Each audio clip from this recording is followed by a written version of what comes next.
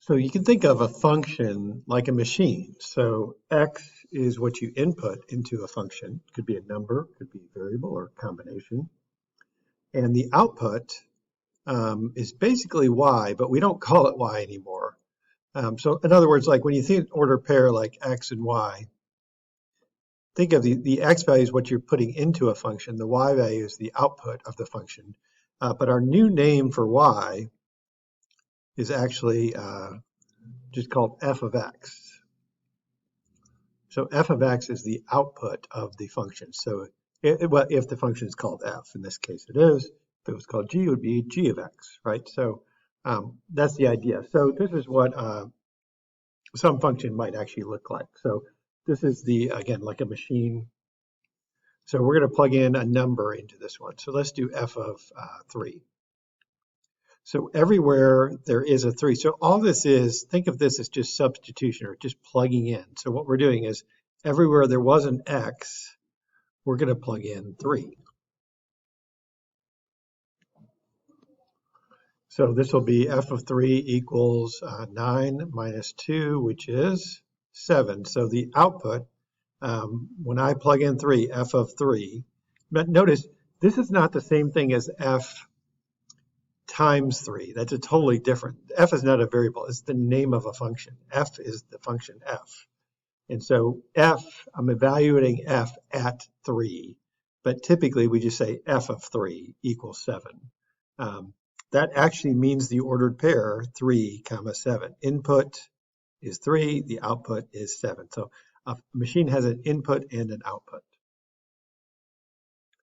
Be careful, because when you plug in a negative number like this, f of negative 2, same function. So let's plug it into that one. So instead of x squared minus 2, I'm going to plug in negative 2. Now notice where I have the parentheses there, because that's where students will get this wrong if you don't use parentheses correctly. So the x is being squared, which negative 2 is x, so it's being squared, which means that's a positive 4 minus 2, which is 2. So f of negative 2, the answer is 2. Now you can also, what is the domain and range of that function? So the range is hard to find in this case. Well, we'll kind of look at it. So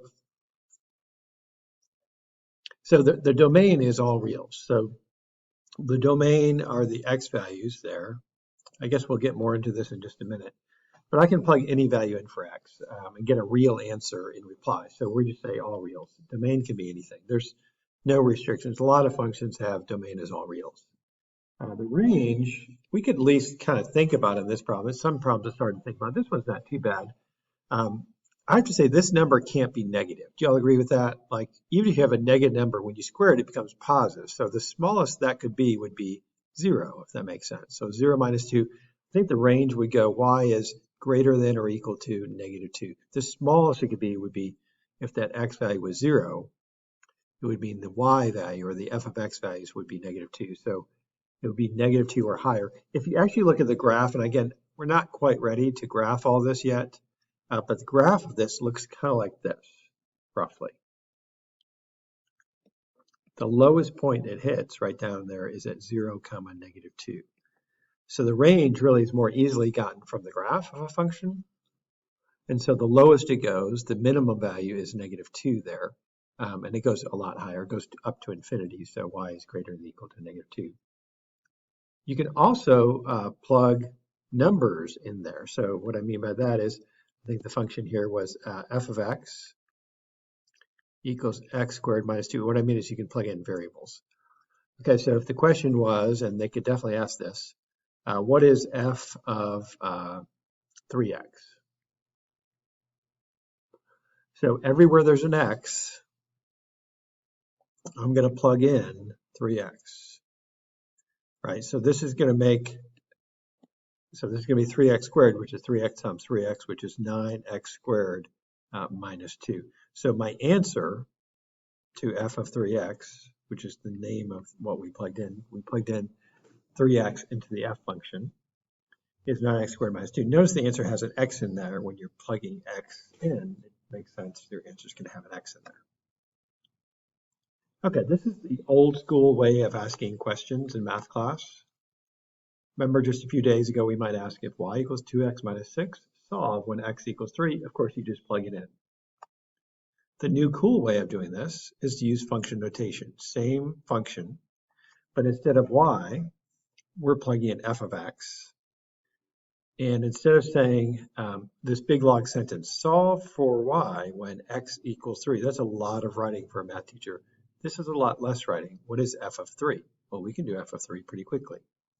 So this will be 2 times x minus 6. Again, we're plugging in 3 everywhere there's an x. So right there, we're plugging in a 3.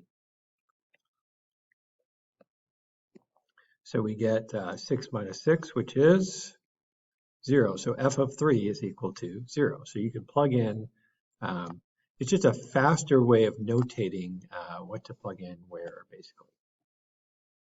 Okay, here's the formal definition of, I definitely want you to write this down, of domain.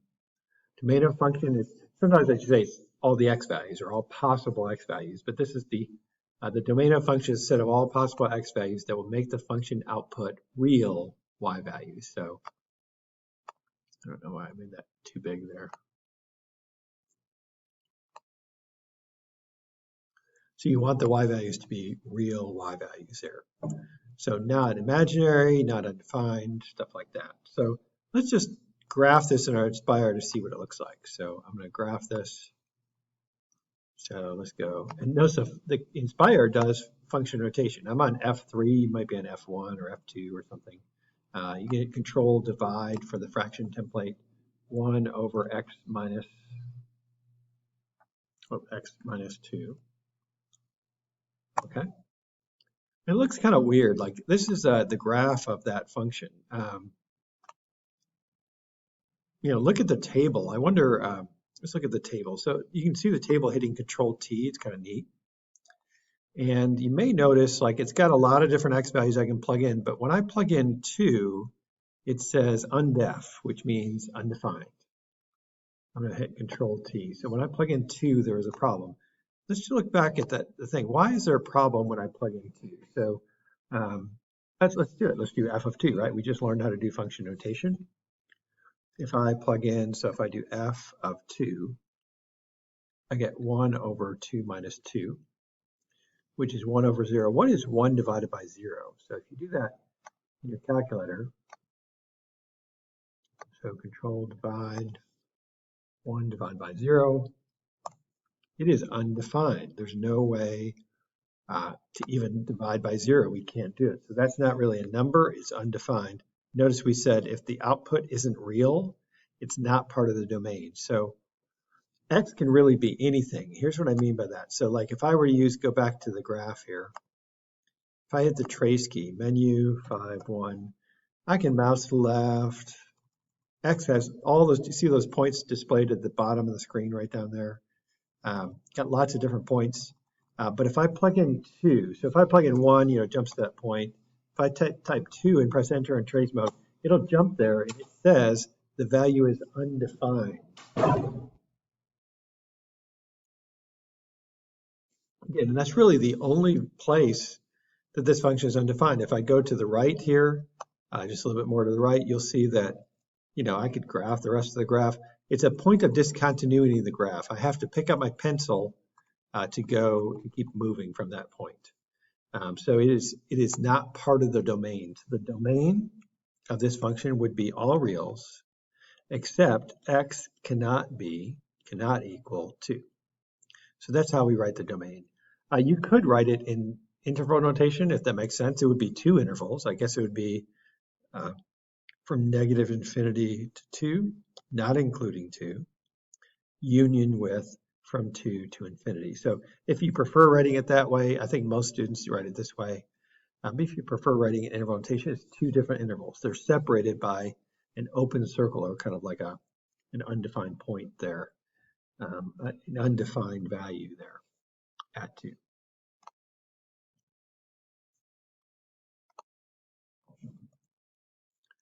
So let's try, let's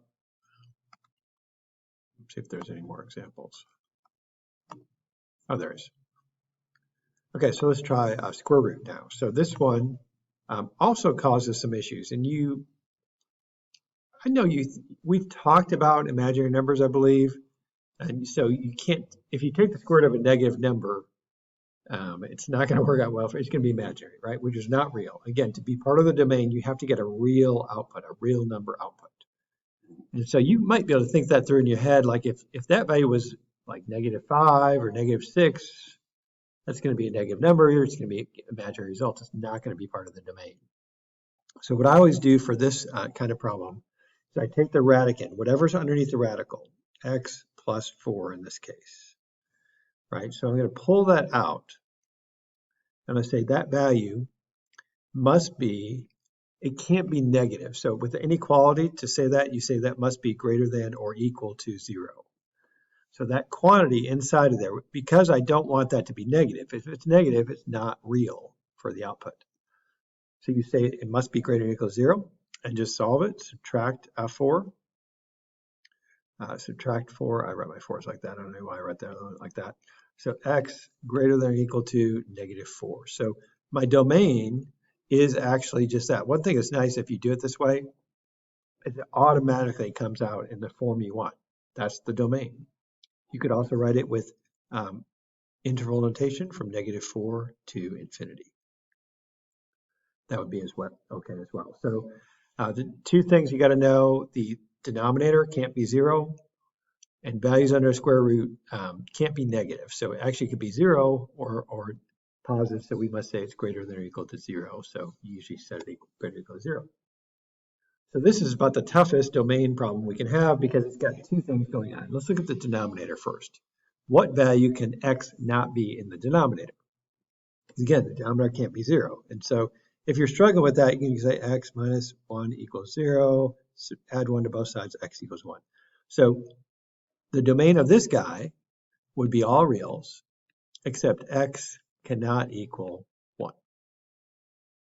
Now let's talk about the numerator. For the numerator, we take whatever's inside of there, in this case, 3 minus x. We're going to pull that out, and we're going to set that greater than or equal to 0. Greater than or equal to 0. So I'm going to solve. I'm going to subtract 3, so I get negative x greater than or equal to -3. Divide by -1. Don't forget to switch the direction of the sign. You get x less than or equal to 3. So I have two domains. I have that domain, and I have this domain.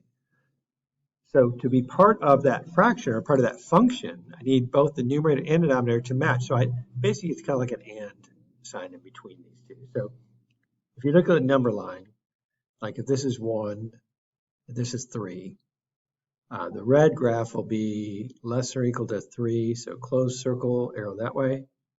The blue graph will be everything's aligned. Oh wait, let me switch that. Everything's aligned except there's like a little open circle at 1. Where it can't be. It can't be equal to 1. So where is the overlap in this graph? Where do these two graphs overlap? They tend to overlap like here. Oh, wait, not that far. They overlap here and then here. Right, so that's really two different intervals. You could say with interval notation this way, negative infinity to 1, not including 1, union with from 1 to 3, bracket at 3.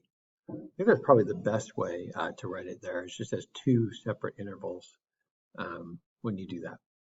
I guess you could write it from, so x, you write this as x is sandwiched in between 3 and 1, or x is less than or equal to, or sorry, less than, do that again, x is, or x is less than 1. So why did I put it like that? I wrote that really funny.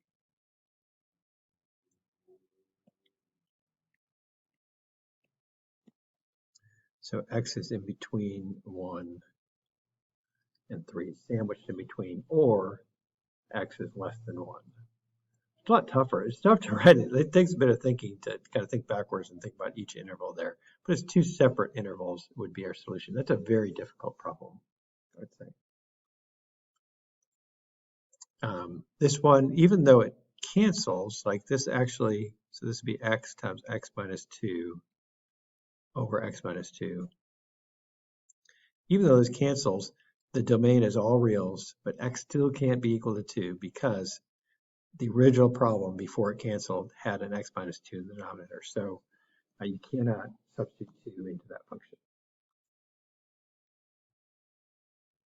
Okay, so we're going to learn how to do a piecewise function. So we'll get more into this tomorrow. So if you don't get this fully today, that's okay. I just want to do one example of a function that's broken up into different pieces. You can kind of see that in this case, it's got this f of x is really made up of two functions. The bottom one looks linear. So it looks like mx plus b kind of linear. So I'm going to graph that line. Looks like it has a y-intercept of -3. A slope of, there's an understood 1 there, so a slope of 1 over, up 1 over 1. This graph looks roughly like this. Let's make a bunch of slope points first, so I'll try to graph that and connect all the slope points. Looks like that. Now, a couple things about that line. One is, I probably should have looked first.